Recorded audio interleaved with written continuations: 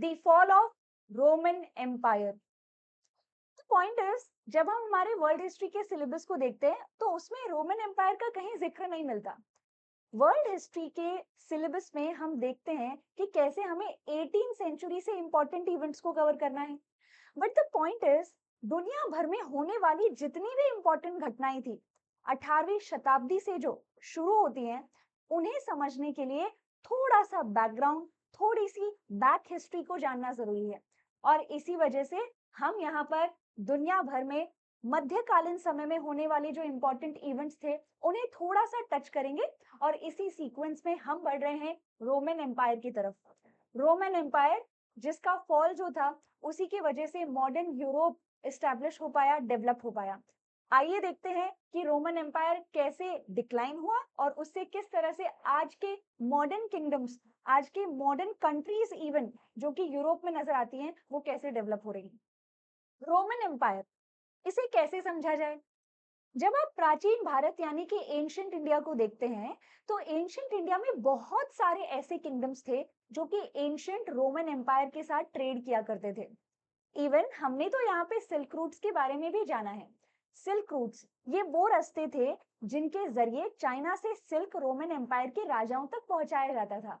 बिल्कुल सही, वही रोमन एम्पायर जहां से बहुत सारे रोमन ट्रेडर्स भी भारत आए व्यापार करने के लिए, ट्रेड करने के लिए। इसी रोमन एम्पायर के फॉल की कहानी को हम समझने वाले हैं। फिलहाल जो आप मैप देख रहे हो, ये रोमन एम्पायर का एक बहुत बड़ा एरिया दर्शा रहा है। लेकिन आगे चलकर इसी रोमन एम्पायर के मैप को आप सिकुड़ते हुए देखेंगे मेडिवल पीरियड में। कैसे? बात है 3rd सेंचुरी कॉमन एरा की।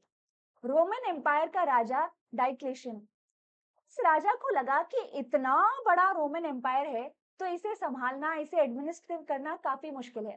इसी वजह से इस रोमन एम्पायर को दो हिस्सों में बांट दिया जाना चाहिए। और तभी रोमन एम्पायर को दो हिस्सों में बांटा गया, जिसमें आपको वेस्टर्न रोम और ईस्टर्न रोमन एम्पायर देखने को मिलता है। जब हम ईस्टर्न रोमन एम्पायर की बात करते हैं तो इसका नर्व सेंटर बाइजेंटियम था, जिस पर खुद डाइक्लेशियन ही रूल कर रहे थे।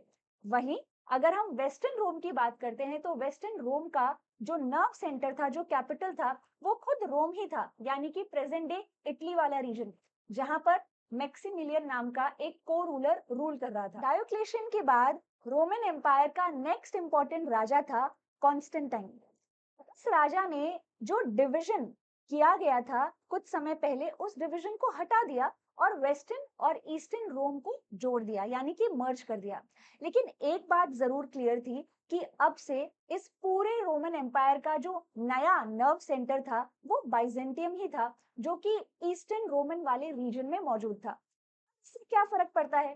फर्क ये पड़ता है कि यहाँ पे रोमन एम्पायर के जो रूलर्स हैं मोस्टली ईस्टर्न रोम की तरफ तो ध्यान देते थे, इसको एक्सपैंड करने की भी कोशिश करते थे, लेकिन वेस्टर्न रोम की तरफ किसी का ध्यान नहीं जा रहा था।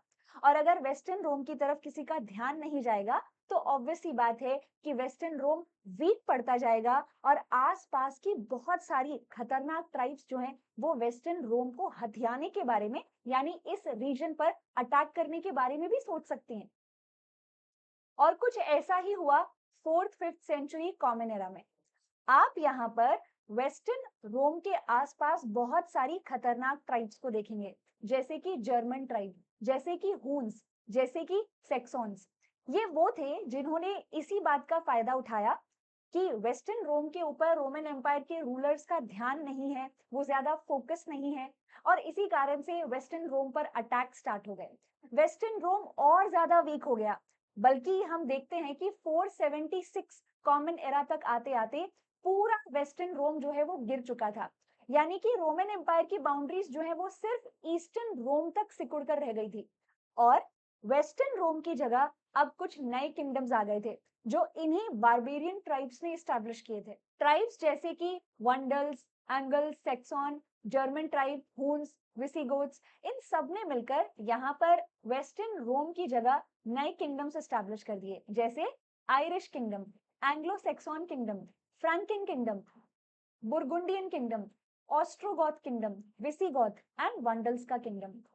ये जो नया डेवलपमेंट यहाँ पर वेस्टर्न रोम में हमें नजर आता है लगभग 5th सेंचुरी के एंड तक आते आते हम देख पा रहे हैं कि यहाँ पर बहुत हद तक पॉलिटिकल स्ट्रक्चर जो है वो चेंज होने वाला है। रही बात ईस्टर्न रोम की, तो ईस्टर्न रोम अभी भी आगे भी जिंदा रहेगा लगभग 12th सेंचुरी कॉमन एरा तक। तो हमने यहाँ पर क्या समझा? हमने समझा कि कैसे 6th सेंचुरी कॉमन एरा तक आते आते रोमन एम्पायर एक तरह से दो हिस्सों में हमें नजर आ रहा है, जिसमें वेस्टर्न रोम को रिप्लेस कर दिया है बहुत सारे छोटे छोटे किंगडम्स ने, और वहीं ईस्टर्न रोम अभी भी बाइजेंटियम कैपिटल के साथ 12th सेंचुरी तक मौजूद रहेगा।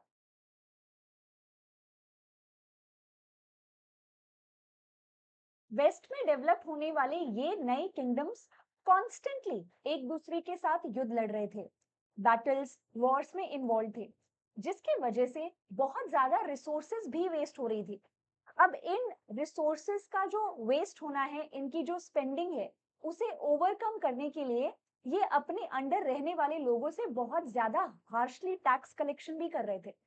ऊपर से एग्रीकल्चर की स्थिति भी बहुत ज्यादा अच्छी नहीं थी, किसी प्रकार का सरप्लस प्रोडक्शन हो, ट्रेड हो, यानी कि इकोनॉमी की जब हम बात करते हैं तो सिर्फ उतना ही प्रोड्यूस किया जा रहा था जितना कि जीवन यापन करने के लिए पर्याप्त है, यानी कि एक प्रकार की सेल्फ सफिशिएंट इकोनॉमी हमें नजर आती है।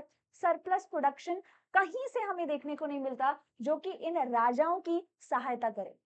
तो ये नए किंगडम्स के जो राजा आपको नजर आ रहे हैं, इन रूलर्स ने सोचा कि क्यों ना कुछ नया सिस्टम लाया जाए, और वहीं से शुरुआत हुई फ्यूडलिज्म की। इन राजाओं को बेहतर सेना की जरूरत थी अपने किंगडम्स को प्रोटेक्ट करने के लिए। कहीं ना कहीं बेहतर आर्मी की जो डिमांड है, बेटर सेना की जो डिमांड है, वही फ्यूडलिज्म को अंजाम दे रहा है। लेकिन ये फ्यूडलिज्म है क्या, इसे समझने की कोशिश करते हैं।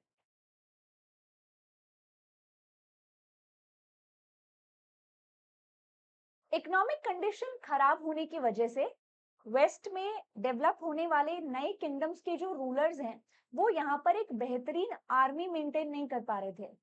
यहाँ पर उनके जो लेजियंस है, उनका नंबर भी कम ज्यादा हो रहा था। लेजियन का मतलब लगभग 3000 से 6000 तक के सोल्जर्स की यूनिट।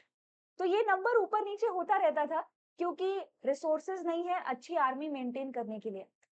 तो इन राजाओं को लगा कि क्यों ना एक तरीका निकाला जाए।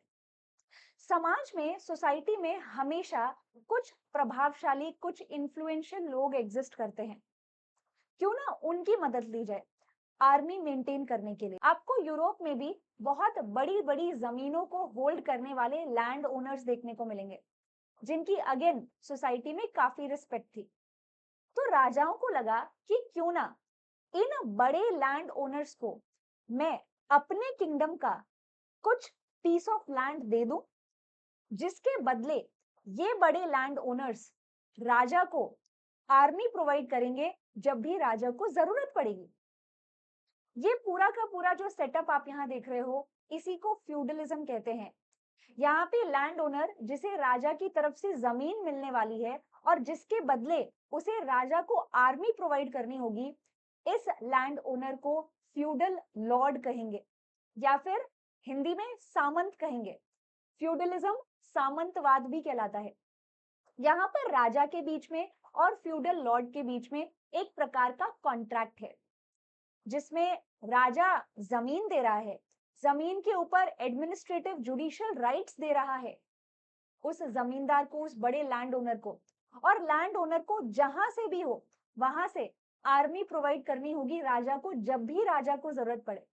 तो ये एक तरह का कॉन्ट्रैक्ट हुआ, एक हाथ से लिया जा रहा है कुछ और एक हाथ से दिया जा रहा है। ये है फ्यूडल सिस्टम। लेकिन ये फ्यूडल सिस्टम इतना भी आसान नहीं था, ये और भी ज्यादा कॉम्प्लेक्स बन जाता है जब ये बड़े बड़े लैंड ओनर्स, ये जब जब ये बड़े बड़े फ्यूडल लॉर्ड्स जो हैं, ये अपने अंडर भी किसी को अपनी ही जमीन का कुछ पीस देकर उनसे भी सेम सर्विसेज की मांग करते हैं। तो एक्चुअल में ये फ्यूडल सिस्टम थोड़ा और कॉम्प्लेक्स था। इस फ्यूडल सिस्टम में बैठा टॉप में राजा, एरिस्टोक्रेट ग्रुप, यानी कि समाज में जो कुलीन लोग हैं, यानी कि सोशल स्टेटस में सबसे हाईएस्ट पोजीशन होल्ड करने वाले जो लोग हैं, उन्हीं में से किसी को कुछ जमीन देता है। इस लैंड को फिफ कहते हैं। लेकिन राजा ये जो जमीन दे रहा है, इस जमीन के एडमिनिस्ट्रेटिव जुडिशियल राइट्स जो दे रहा है, उसके बदले में वो उस व्यक्ति से क्या चाहता है, वो उस इंसान से क्या चाहता है? वो चाहता है सर्विसेज। राजा को जब भी जरूरत पड़े आर्मी की, तो वो व्यक्ति आर्मी प्रोवाइड करे। आखिर हम इस व्यक्ति को क्या कह रहे हैं जिसे ये जमीन दी जा रही है? इसे हम ड्यूक या अर्ल कहेंगे। लेकिन ये कहानी यहाँ खत्म नहीं होती। ड्यूक और अर्ल्स, इनकी जो बड़ी सी जमीन होती थी, खुद की भी और वो जमीन भी जो राजा ने दी है, उसी में से कुछ भाग ये बैरन्स को दे दिया करते थे। और बैरन्स से भी ये यही उम्मीद करते थे कि जब भी आर्मी की जरूरत पड़े तो बैरन्स कहीं से भी लाकर इन्हें आर्मी प्रोवाइड करे। पहले ये पूरा फ्यूडल सिस्टम सिर्फ बैरन्स तक ही सीमित था। बैरन्स के अंडर आती थी आम जनता, कॉमन लोग। कॉमन लोगों से सर्विसेज लेना, उनसे टैक्स कलेक्ट करना, यही बैरन का काम हुआ करता था। बैरन के अंडर जितनी भी जमीन आती थी, उसमें रहने वाले लोग बैरन को अपनी सर्विसेज दिया करते थे। और जब भी बैरन को कहा जाता था कि हमें आर्मी की जरूरत है, तो बैरन अपनी लैंड में रहने वाली जनता को ही वॉरियर्स के रूप में राजा के लिए भेज दिया करता था। लेकिन समय के साथ समझ आया कि एक अच्छी स्किलफुल आर्मी की बहुत ज्यादा जरूरत है, और इसी वजह से बैरन्स ने भी यहाँ पर वॉरियर क्लास यानी कि नाइट्स को अपनी जमीन में से कुछ हिस्सा देना शुरू कर दिया, और उसके बदले नाइट्स ने बैरन्स को मिलिट्री सर्विसेज प्रोवाइड की। तो एक तरह से आप यहाँ पर देख रहे हो कि राजा ड्यूक्स या अर्ल्स को जमीन दे रहे हैं, ड्यूक्स एंड अर्ल्स अपनी लैंड का कुछ हिस्सा बैरन्स को दे रहे हैं, बैरन्स अपनी जमीन का कुछ हिस्सा नाइट्स को दे रहे हैं, और बदले में नाइट्स बैरन्स को सर्विसेज देते हैं, बैरन्स ड्यूक्स एंड अर्ल्स को, एंड ड्यूक्स और अर्ल्स जो है वो राजा को सर्विसेज दे रहे हैं। यहाँ पर हमें क्लियरली लॉर्ड, मास्टर, एक तरीके से मास्टर और उनके नीचे जो सबऑर्डिनेट्स हैं, उसका एक प्रकार का प्रॉपर कनेक्शन कॉन्ट्रैक्ट नजर आता है। किंग ड्यूक्स एंड अर्ल्स के लिए लॉर्ड हैं, मास्टर हैं, स्वामी हैं। वैसे ही ड्यूक्स एंड अर्ल्स बैरन्स के लिए मास्टर की पोजीशन पे हैं, और बैरन्स जो हैं वो नाइट्स के लिए मास्टर्स होंगे। नाइट्स के अंडर आती है आम जनता, कॉमन लोग। यहाँ पर वॉरियर्स या फिर सपोर्ट के बदले जो ज़मीनें दी जा रही हैं, ये प्रॉपर चर्च के अंडर वोव्स के साथ दी जाती थी। यानी कि हर ज़मीन लेने वाला अपने मास्टर की तरफ लॉयल रहेगा, और जब भी ज़रूरत पड़ेगी तब वॉरियर्स और सर्विसेज प्रोवाइड करेगा। यहाँ पर एक तरीके का कॉन्ट्रैक्ट हमें नज़र आ रहा है, जो कि किंग, ड्यूक्स एंड अर्ल्स के बीच में दिखता है, ड्यूक्स एंड अर्ल्स और बैरन्स के बीच में दिखता है, और उसके बाद बैरन्स से नाइट्स के बीच में। तो हम देख सकते हैं कि एक तरीके का प्रॉपर चेन यहाँ पर डेवलप हो रहा है फ्यूडल सिस्टम में। जो नाइट्स हैं उन्हीं के अंडर आम जनता आती है, नाइट्स उनको संभालते हैं, एडमिनिस्टर करते हैं, और आम जनता, कॉमन लोग, पीजेंट्स वगैरह नाइट्स को ही अपनी सर्विसेज देते हैं। लेकिन इस पूरे के पूरे सिस्टम में एक और चीज़ जो हमें नज़र आती है वो है manner system. Manner system, manner is a term जो कि यहाँ पर उस जमीन के टुकड़े के लिए यूज की जा रही है जिस पर नाइट्स कंट्रोल करेंगे। इस मैनर सिस्टम में जो मैनर है, जो पीस ऑफ लैंड है, उसमें आपको सब कुछ मिलेगा। उसमें आपको जंगल वाला इलाका भी मिलता है, उसमें आपको पास्चर फील्ड्स मिलते हैं, वर्कशॉप्स मिलती हैं, इवन हर मैनर का अपना चर्च भी देखने को मिलेगा। नाइट जिस घर में रहेगा, जिस कासल में रहेगा, वो भी उसी मैनर के अंदर होता था। इवन एग्रीकल्चरल फील्ड्स, लोगों के घर, आम जनता जो है, किसान है, उनके घर हैं, आपको यहाँ पर लोग डोमेस्टिकेशन करते हुए नजर आ जाएंगे, वर्कशॉप्स में काम करते हुए नजर आ जाएंगे, खेतों में काम करते हुए नजर आ जाएंगे। तो ये पूरा का पूरा मैनर सिस्टम हमें यहाँ नजर आता है। एक चीज जो हम ध्यान रख सकते हैं वो ये कि इस मैनर सिस्टम में कोई भी चीज सरप्लस में प्रोड्यूस नहीं हो रही है। यहाँ पर जो भी प्रोड्यूस होता है वो इसी मैनर के लोगों के द्वारा कंज्यूम कर लिया जाता है नाइट्स के साथ। मैनर सिस्टम में आपको अलग अलग तरह के किसान देखने को मिलेंगे। सबसे पहले सर्फ्स आते हैं जो कि अपनी जमीन से पूरी तरह से जुड़े हुए हैं। एक पर्टिकुलर सर्फ को उसकी जमीन से हटाया नहीं जा सकता। लेकिन एक बात जरूर तय है, यहाँ पर ये जो सर्फ है, ये यहाँ पर अपने मालिक के लिए, अपने लॉर्ड के लिए, यानी मैनर सिस्टम में जो नाइट्स है उनके लिए काम करते हैं। उनको किसी प्रकार की सैलरी या पेमेंट नहीं मिलती, वो सर्फ जमीन से जुड़े रहते हैं। अगर उनका मालिक बदल जाता है, हो सकता है ना, बैरन्स जो है उन्होंने किसी नाइट को जमीन दी है, मैनर दी है, लेकिन अगली बार वो किसी और नाइट को, किसी और वॉरियर को जमीन दे दें। तो इस तरह से मैनर के ऊपर जो लॉर्ड है, यानी कि जो पावर में है, वो बदल भी सकता है, और उसी हिसाब से सर्व्स जो हैं उनके ऊपर जो मास्टर है वो भी चेंज हो जाते हैं। लेकिन सर्व्स अपनी जमीन से हटाए नहीं जा सकते। फिर आते हैं फ्री होल्डर्स। फ्री होल्डर्स वो हैं जिन्हें उनके मालिक ने, लॉर्ड्स ने यानी कि नाइट्स ने जमीन दी है। ये जमीन पर काम करते हैं और फिक्स पेमेंट, टैक्स जो है वो देते हैं। टैक्स का रूप कोई भी हो सकता है, यहाँ पर अपने एग्रीकल्चर प्रोड्यूस के रूप में भी वो टैक्स दे सकते हैं। एक और चीज, यहाँ पे जो फ्री होल्डर्स होते हैं उनकी जमीन से भी उनको नहीं हटाया जा सकता।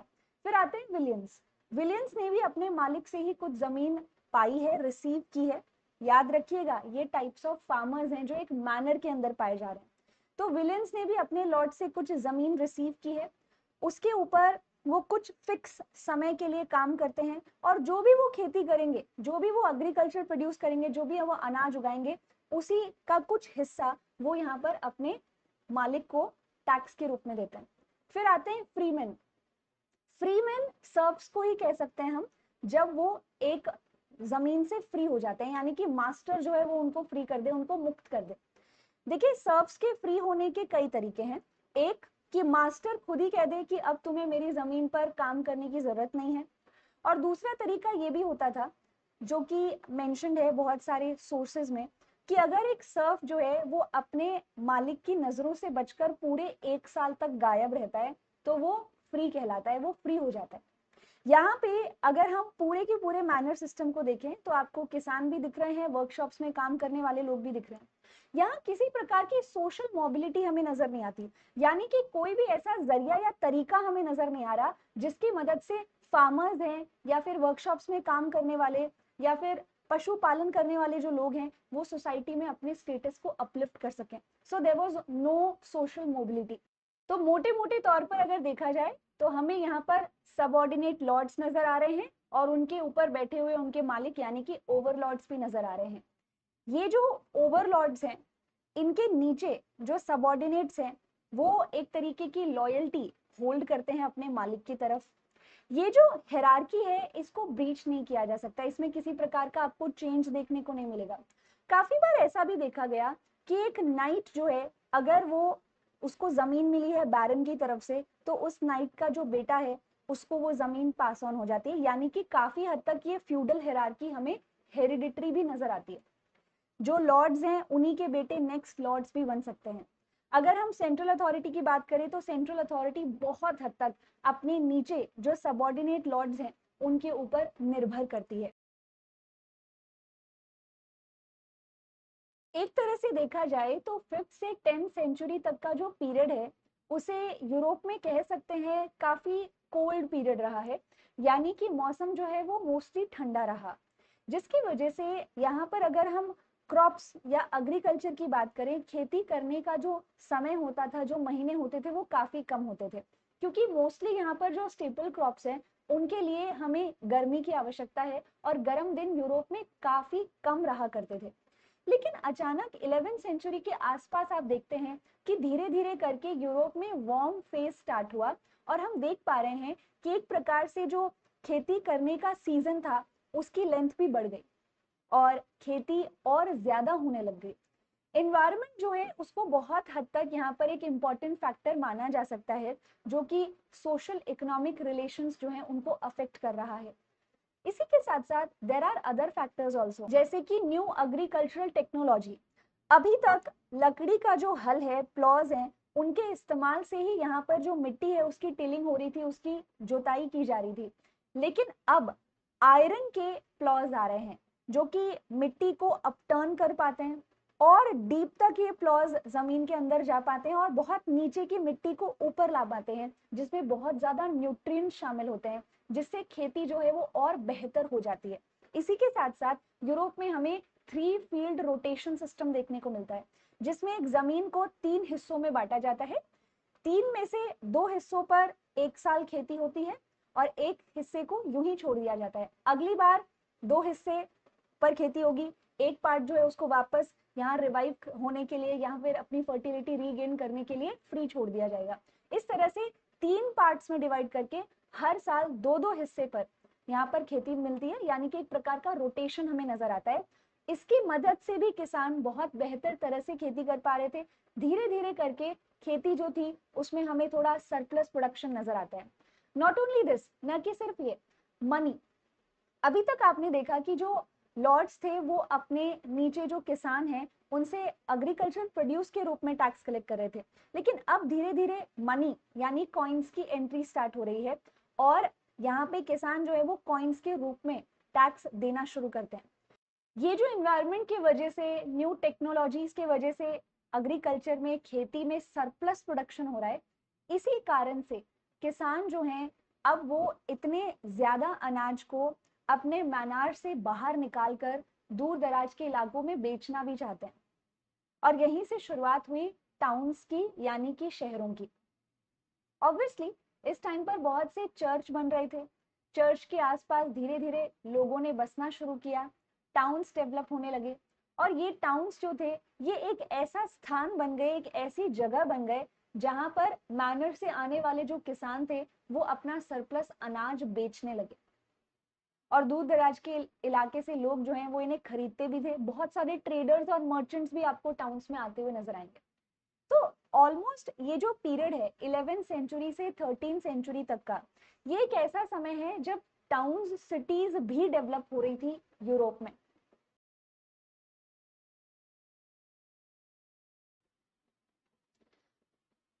हमने यूरोप में एक सोशल हिरार्की देखी जिसमें सबसे ऊपर राजा है, उसके बाद नोबिलिटी क्लास आती है जिसमें ड्यूक्स, अर्ल्स, बैरन्स, नाइट्स सब काउंट होंगे और आखिर में आते हैं किसान। यहाँ पर हमें एक प्रॉपर ऑर्डर देखने को मिल रहा है जिसमें किसान सबसे नीचे हैं और उसके ऊपर है नोबल्स। लेकिन एक और इम्पॉर्टेंट इंस्टीट्यूशन जो यूरोप की पॉलिटी को अफेक्ट कर रहा था, एक प्रकार से उस पर काफी बड़ा इन्फ्लुएंस क्रिएट कर रहा था, वो है चर्च, जिन्हें सबसे ऊपर माना गया है, जो फर्स्ट ऑर्डर में काउंट होते हैं।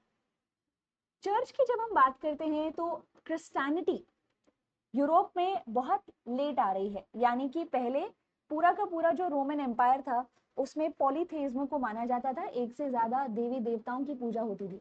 लेकिन जब क्रिश्चियनिटी आई तो रोमन एम्पायर के राजाओं ने पहले क्रिश्चियंस को परसिक्यूट भी किया, बट धीरे धीरे करके रोमन एम्पायर के ही राजा थे जिन्होंने क्रिश्चियनिटी को अडॉप्ट किया और रोम में भी क्रिश्चियनिटी फैलने लग गई। इसी तरह से यूरोप में ये जो नए किंगडम्स आ रहे हैं यहाँ पर भी आपको क्रिश्चियनिटी नजर आएगी। यहाँ पर क्रिश्चियनिटी में जो रिलीजियस हेड हैं वो पॉप माने जाते हैं और पॉप जो है वो मोस्टली राजाओं के पॉलिटिकल एक्टिविटीज जो हैं उनके ऊपर काफी ज्यादा असर डाला करते थे। चर्च के अपने लॉज होते थे, चर्च की अपनी लैंड होती थी जहां से वो टैक्स कलेक्ट करते थे और अपने चर्च को मेंटेन करते थे। चर्च के लोग राजा पर बहुत ज्यादा निर्भर नहीं थे, बल्कि राजा चर्च के लोगों से, यानी कि पादरी, क्लर्जी क्लास जो है उससे टैक्स भी कलेक्ट नहीं करता था। तो चर्च काफी पावरफुल रहे और उन्होंने यहाँ पर मोनार्की पर, पॉलिटिकल अथॉरिटी पर काफी असर भी डाला। एक तरफ हमें चर्च नजर आते हैं तो दूसरी तरफ हमें मोनेस्ट्रीज भी देखने को मिलेगी। चर्च के लोग वो थे जो कि मोस्टली आम जनता के बीच रहना पसंद करते थे, but there were many people, there were monks, बहुत से मॉन्क्स आपको नजर आएंगे, बहुत से भिक्षु आपको नजर आएंगे जो यहाँ पर भागदौड़ भरी जिंदगी जो है उससे दूर रहकर मॉरल वैल्यूज जो है वो लोगों को सिखाना चाहते थे। और इन्हीं लोगों ने, इन्हीं मॉन्क्स ने जंगल वाले इलाकों में जाके मोनेस्ट्री स्टार्ट की। ये मॉन्क्स उन्हीं मोनेस्ट्रीज में रहते थे और उन मोनेस्ट्रीज में आने वाले, विजिट करने वाले लोगों को मॉरल वैल्यूज का ज्ञान दिया करते थे। तो इस प्रकार से अगर हम पूरे यूरोप को देखें तो वहां पर आपको चर्च नजर आ रहे हैं, मोनेस्ट्रीज नजर आ रही हैं, किसान नजर आ रहे हैं जो धीरे धीरे करके सरप्लस प्रोडक्शन से सिटीज की तरफ मूव कर रहे हैं। ये सब कुछ ऑलमोस्ट 13th सेंचुरी तक बहुत बेहतरीन तरीके से हो रहा था, लेकिन अब एक बड़ा बदलाव आया 14th सेंचुरी में।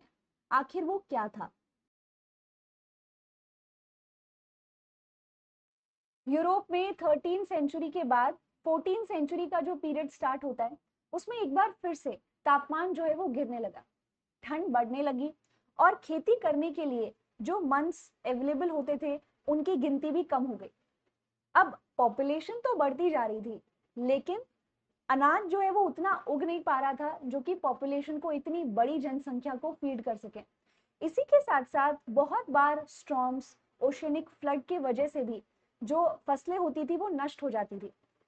हाँ, आयरन प्लॉशेयर आया था जिसकी वजह से खेती सरप्लस बन गई, लेकिन बहुत ज्यादा आयरन प्लॉइंग से एक तरीके से जो जमीन है, उसकी जो सॉइल है, वो अब थक चुकी थी, वो एग्जॉस्ट हो गई थी, वो इनफर्टिलिटी की तरफ बढ़ रही थी। ज्यादा से ज्यादा जमीनें जो हैं वो सरप्लस प्रोडक्शन के चक्कर में एग्रीकल्चर के अंडर लाई गई, लेकिन जिसकी वजह से पास्चर फील्ड्स जो है वो काफी कम हो गई, यानी कि चारागाह जिन पर जानवरों को चराया जाता है। और चारागाह कम होने की वजह से यहाँ पर डोमेस्टिकेशन पर भी असर पड़ा। चारा नहीं है, जानवर मर रहे हैं, अनाज नहीं है, अकाल की स्थिति डेवलप हो रही है। ये 14th सेंचुरी का यूरोप था। एक और बड़ी चीज जिसने यूरोप को अफेक्ट किया वो था bubonic plague. Obviously surplus production हो रहा था, ट्रेड बढ़ रहा था, जिसकी वजह से यूरोप से बहुत सारी शिप्स आपको वेस्ट की तरफ, ईस्ट की तरफ बढ़ती हुई नजर आएंगी। ये जो शिप्स हुआ करती थी, ये ट्रेडर्स को एक जगह से दूसरी जगह लेकर जाती थी, लेकिन ये जो शिप्स वापस आती थी यूरोप, तो उनके साथ बहुत बड़े बड़े रैट्स आते थे, चूहे, और यही बिबोनिक प्लेग को, इस इन्फेक्शन को यूरोप लेकर आए। ये इतना घातक इन्फेक्शन था कि लगभग पूरे यूरोप की जो पॉपुलेशन है उसका 40% हिस्सा इस प्लेग के चपेट में आया और मारा भी गया। मोनेस्ट्रीज, कॉन्वेंट जैसी जगह जहां पर लोग बहुत ही एनक्लोज स्ट्रक्चर में रह रहे थे, उसमें किसी एक को भी अगर ये इन्फेक्शन हो जाता तो इट वॉज वेरी क्लियर कि पूरे मोनेस्ट्री के लोग मारे जाएंगे, क्योंकि ये इन्फेक्शन बहुत जल्दी फैलता था। 14th सेंचुरी में हमें एक प्रकार का सोशल अनरेस्ट भी नजर आता है। अगर प्रॉपर क्रोनोलॉजी को समझे तो फ्यूडल सिस्टम जब शुरू हुआ था, उस दौरान फ्यूडल लॉर्ड्स अपने मैनर में रहने वाले किसानों से सर्विस के रूप में टैक्स कलेक्ट किया करते थे। यानी कि ये किसान अपने लॉर्ड्स, अपने मास्टर की जमीन पर खेती करके आते थे या उनके घरों में काम करके आते थे, और वही टैक्स के बराबर माना जाता था। लेकिन फिर 11 से 13 सेंचुरी के बीच हमने ये भी देखा कि कैसे कॉइन्स आए, कैसे ये किसान अपना सरप्लस प्रोडक्शन बाजारों में बेच रहे थे, और वहां से जो भी वो पैसा कमा रहे थे उसको कॉइन्स के रूप में, मनी के रूप में ही लॉर्ड्स को टैक्स दे रहे थे। लेकिन 14 सेंचुरी में डीपॉपुलेशन की स्थिति आ गई है, स्किल्ड लेबर मौजूद नहीं है, खेती अच्छे से हो नहीं पा रही, no surplus production. Even Austria से जो सिल्वर आता था कॉइन्स बनाने के लिए, उसमें भी कमी आ गई है। ये जो ओवरलॉर्ड्स हैं, यानी कि फ्यूडल लॉर्ड्स, अब अपने किसानों से वापस सर्विस के रूप में ही टैक्स चाहते हैं, लेकिन अब किसान उस पुराने सिस्टम में लौटना नहीं चाहते, और इसी कारण से हमें ओवरलॉर्ड्स, फ्यूडल लॉर्ड्स और किसानों के बीच में एक प्रकार का टैक्स, एक प्रकार का टैक्स को लेकर अनरेस्ट नजर आता है, एक फाइट, एक कंफ्लिक्ट नजर आती है। तो यानी किसान जो अपने मास्टर्स की तरफ लॉयल्टी होल्ड करते थे, अब वो लॉयल्टी डिस्टरप्ट हो रही है, फ्यूडल सिस्टम कमजोर हो रहा है, फ्यूडल लॉर्ड्स की जो इनकम हुआ करती थी उसके ऊपर एक भारी असर पड़ रहा है 14th सेंचुरी में। यही नहीं, 14th सेंचुरी तक आते आते रोमन चर्च जो थे वो भी करप्ट हो गए। ये रोमन चर्च यहाँ पर फाइनेंशियली लोगों को एक्सप्लॉइट कर रहे थे। चर्च के द्वारा लोगों के लिए रिचुअल्स परफॉर्म करने के लिए पैसे डिमांड किए जा रहे थे। Even there was a concept of letters of indulgence, यानी कि सिर्फ एक लेटर के जरिए, सिर्फ एक कार्ड के जरिए यहाँ पर आपने जो पाप किए हैं उसकी आपको माफी मिल जाएगी अगर आप वो कार्ड चर्च से खरीद लेते हैं तो। इसी तरह से चर्च के द्वारा वॉयलेंट एक्शंस, वॉयलेंट एक्टिविटीज भी की जा रही थी। जो साइंटिफिक थिंकर्स होते थे, जो चर्च के द्वारा एस्टैब्लिश आइडियाज को अपोज करते थे, उन्हें सप्रेस किया जाता था। यही नहीं, मोनेस्ट्रीज में भी धीरे धीरे करप्शन बढ़ने लगा। ऐसे लोग जो ईज गोइंग लाइफ जीना चाहते थे, अब वो मोनेस्ट्रीज का पार्ट बनते जा रहे थे, क्योंकि मोनेस्ट्रीज को राजाओं की तरफ से काफी डोनेशन मिलता था। तो आम लोग जिन्हें इजी लाइफ चाहिए थी, वो मोनेस्ट्रीज को एक काफी अच्छा स्थान मानने लगे जहां उनका जीवन काफी आसानी से कट सकेगा।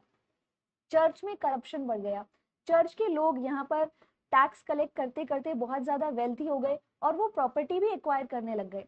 इसी के साथ साथ एडुकेशन जो है, आप यूरोप में देखेंगे वो भी चर्च के द्वारा ही कंट्रोल किया जा रहा था। किस प्रकार की शिक्षा दी जाएगी, क्या पढ़ाया जाएगा, कौन सी भाषा में पढ़ाया जाएगा, ये सब कुछ चर्च ही कंट्रोल कर रहा था। यही नहीं, लॉजिक है, रीजनिंग है, साइंटिफिक इंक्वायरी है, यानी कोई भी ऐसा आइडिया जो चर्च के आइडियाज को अपोज कर रहा था उसको डिस्करेज किया जाता था, उसे गलत ठहराया जाता था और ऐसे लोगों को भी परसिक्यूट किया जाता था। इस एपिसोड को खत्म करते करते यहाँ पर एक बहुत इंपॉर्टेंट इन्फॉर्मेशन, 15 मंथ्स का अनअकैडमी प्लस सब्सक्रिप्शन यहाँ पर अभी मौजूद है, अवेलेबल है 29,999 में। आप यहाँ पे सब्सक्राइब कर सकते हैं रेफरल कोड यूज करके ARTI1702। इस रेफरल कोड को यूज करके जब आप अनअकैडमी प्लस का 15 मंथ्स का सब्सक्रिप्शन ले लेंगे तो उसके बाद आप यहाँ पर बैचेस ज्वाइन कर सकते हैं। 3 बैचेस हैं जो कि 2025 को टारगेट करते हुए 26 जुलाई को 26 जुलाई को ही स्टार्ट हुए हैं। इसमें अचीवर्स बैच है। अचीवर्स बैच पूरी तरह से इंग्लिश बैच है। पढ़ाने की जो भाषा होगी, लेक्चर डिलीवरी की जो लैंग्वेज होगी वो भी अंग्रेजी होगी, इंग्लिश होगी। इसी तरह से शिखर है, इसकी लेक्चर डिलीवरी जो है वो हिंदी भाषा में ही होगी। और फिर आता है इंग्लिश बैच जो कि समिट है, इसमें अंग्रेजी हिंदी मिक्स वर्ड्स जो है उसका इस्तेमाल करते हुए, जैसे आजकल हम आम बोलचाल की भाषा है उसमें पढ़ाया जाएगा। तो ये पूरे तीनों बैचेस 26 जुलाई को स्टार्ट हो गए हैं और ये 2025 को टारगेट करेंगे। इसी प्रकार से 2026 को टारगेट करते हुए हमारे पास एक फाउंडेशन बैच है जिसे हम नीव कह रहे हैं। इसमें शुरू में एनसीईआरटीज को कवर कराया जाएगा और उसके बाद धीरे धीरे करके आप देखेंगे कि कैसे आगे आगे का जितना भी स्टैंडर्ड सोर्सेज हैं, इंपॉर्टेंट सोर्सेज हैं, उनको भी कवर कराया जाएगा। सो 2026 में आपको 2026 में अगर आपको एग्जाम देना है तो आप यहाँ पर 2 ईयर्स का सब्सक्रिप्शन ले सकते हैं और नीव बैच को ज्वाइन कर सकते हैं। ये 27 जुलाई को ही शुरू हुआ है। अनअकैडमी प्लस पर जो आइकॉनिक सब्सक्रिप्शन है उसमें भी काफी परिवर्तन आया है। पहले जो फीचर्स मौजूद थे उसके अलावा अब यहाँ पर अनअकैडमी के जो ऑफलाइन सेंटर दिल्ली में है उसमें होने वाली ऑफलाइन क्लासेस की रिकॉर्डिंग्स भी आपको इसमें अवेलेबल कराई जाएंगी। क्विक रिविजन मॉड्यूल्स प्रोवाइड किए जाएंगे। आंसर राइटिंग, मेंस की आंसर राइटिंग जो प्रैक्टिस है उसके इवैल्यूएशन होगा, उसमें आपको मार्क्स दिए जाएंगे, क्या सही क्या गलत क्या सुधारा जा सकता है वो चीजें बताई जाएंगी। और हम यहाँ पर क्या देखते हैं, इंटरव्यू गाइडेंस भी यहाँ पर दी जाएगी। तो आइकॉनिक सब्सक्रिप्शन जो है वो और बेहतर हो गया है। तो आप यहाँ पर देरी ना करें, अनअकैडमी प्लस को सब्सक्राइब करें। इसी के साथ साथ जुलाई में जो ऑप्शनल स्टार्ट हुए हैं अनअकैडमी प्लस पर, उसमें PSIR शामिल है, ज्योग्राफी शामिल है, सोशोलॉजी है, हिस्ट्री है, पब्लिक एडमिनिस्ट्रेशन है, मैथमेटिक्स है, एंथ्रोपोलॉजी है और एग्रीकल्चर है। तो ये सभी सब्जेक्ट्स यहाँ पर मौजूद हैं। अनअकैडमी प्लस पर आप ऑप्शनल कैटेगरी को भी सब्सक्राइब कर सकते हैं। भूले नहीं, ARTI1702 रेफरल कोड 15 मंथ्स का सब्सक्रिप्शन लीजिए और अपनी तैयारी अभी शुरू कीजिए। अगले एपिसोड में हम मिलेंगे एक नए वीडियो के साथ, एक नए टॉपिक के साथ। ये जो पर्टिकुलर टॉपिक था फॉल ऑफ रोमन एम्पायर, ये आपको कैसा लगा और इस तरह की वीडियोस जो है वो आपको हेल्पफुल लग रही है या नहीं, वो भी अब मुझे कमेंट सेक्शन में जरूर बताएं। Thank you so much.